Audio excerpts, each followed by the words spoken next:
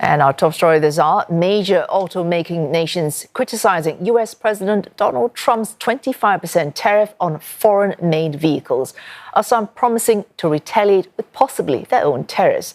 Well, we're joined by Steve Okun. He's CEO of APAC Advisors and Senior Advisor at Kroll. Thanks for joining us, Mr. Okun.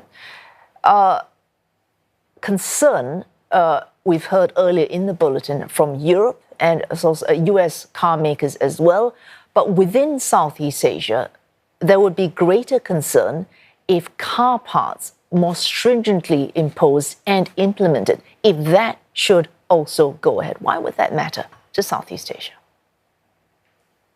Well, look, Southeast Asia is home to many auto parts manufacturers, certainly supplying, if not the U.S. directly from the United States, but through Japan or Korea. And Southeast Asia is just now starting to get the attention of the Trump administration from a trade and tariff perspective. And so they're about to get hit. The countries here are about to get hit with steel and aluminum tariffs. They're going to get hit with reciprocal tariffs, whatever that means, coming on April 2nd for the countries in the region like Malaysia and Thailand and Vietnam. And now they're going to get hit with auto part tariffs. And these all get added on, presumably collectively. So you are going to have a major impact in Southeast Asia from all of the tariffs and the auto parts coming in 90 days or less being one of those. Mr. Okun, you say presumably collectively. So at this point, no clarity as yet whether it's, say, 25 plus 10%, 25 plus existing 25% on steel and aluminium.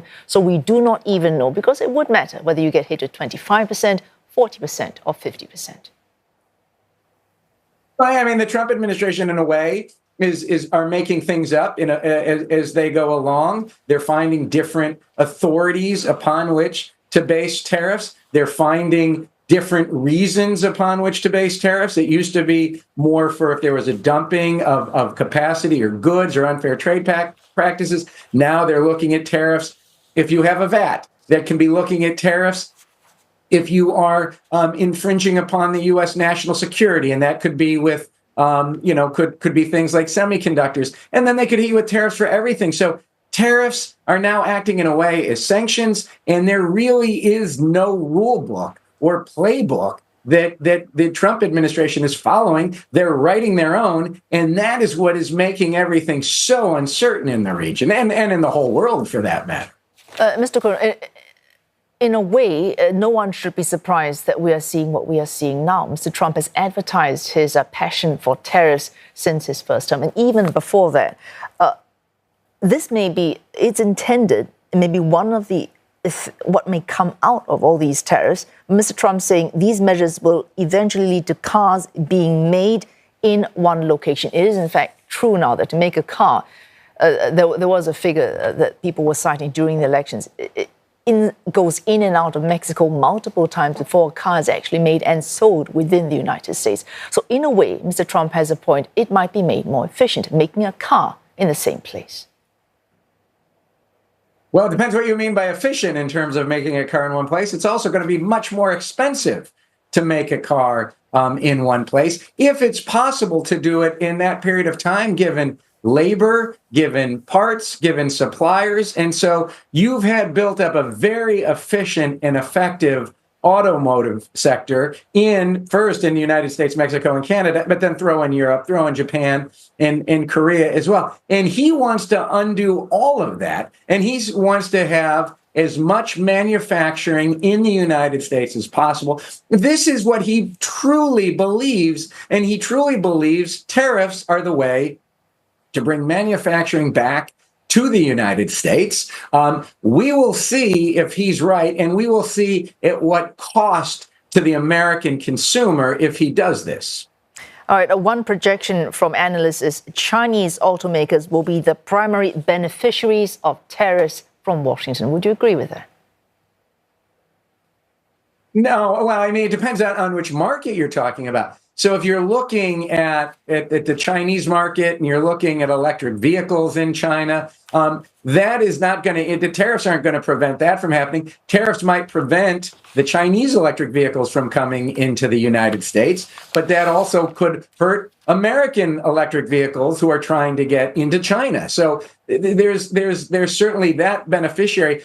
But you've got to remember, this is not, when it comes to China, this is not just U.S. versus China. Other countries want to protect their markets from a Chinese industry that many see has been on the receiving end of state subsidies. And so you don't only have the Americans and the Mexicans and the Europeans and the Canadians tariffing Chinese electric vehicles. The Russians are tariffing Chinese autos because they need to protect their own car manufacturing. So it gets to be very complicated. It's not just U.S. versus China. This is a global issue when it comes to tariffs and trade and unfair subsidies, which is why everything is so up in the air right now.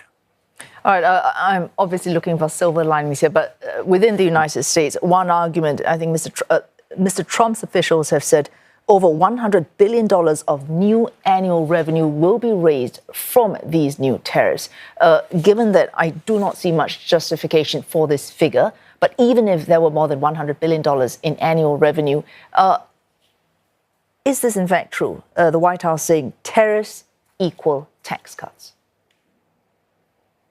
Well, the reason they say tariffs equal tax cuts is because the Trump tax cuts from 2017 are about to expire. They need to, and they want to do additional tax cuts. Remember, President Trump campaigned on no tax on tips, no tax on overtime, no tax on expats. And if he does that, if he throws on the additional tax cuts, he has to find a way to pay for those. And if one of the way he's going to pay for those is through tariffs, then that makes a tax bill more likely to pass. Now, that may be even worse for the economy, but now we're confusing. We're not confusing. They are deliberately looking to have tariffs to offset tax cuts for congressional budget purposing reasons. And that's going to have a big impact on the economy in both ways. But they are accurate. If they're saying we're going to trade tariffs for tax cuts, that is a true statement if they go through the Congressional Budget Reconciliation Project to get those tax cuts passed.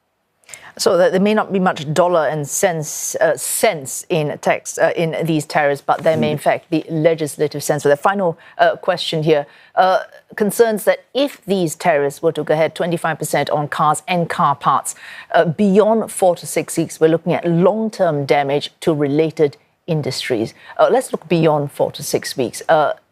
Assuming one reaches some equilibrium on new trade rules, what will we be looking like? What would that look like then?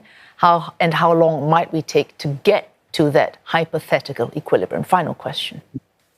Yeah, well, the equilibrium, I mean, it took us decades to get to this part of the global trading system where we have a rules-based system and people were able to establish supply chains around that to come up with very efficient supply chains, and auto parts and auto manufacturing being a key part of that. You are not going to get equilibrium for years, if not decades, because it took us decades to get there. And who knows if Donald Trump is going to keep these tariffs on? What's the market reaction going to be? Is that going to be a guardrail? Will the countries come together and instead of trying to appease Donald Trump to get these tax cut exemptions, will they come together and actually coordinate in a way to retaliate with tariffs that would hurt the United States on goods that the United States must import or export and cares about? So we're way too soon to be talking about equilibrium. We're just in a position of, at best, confusion,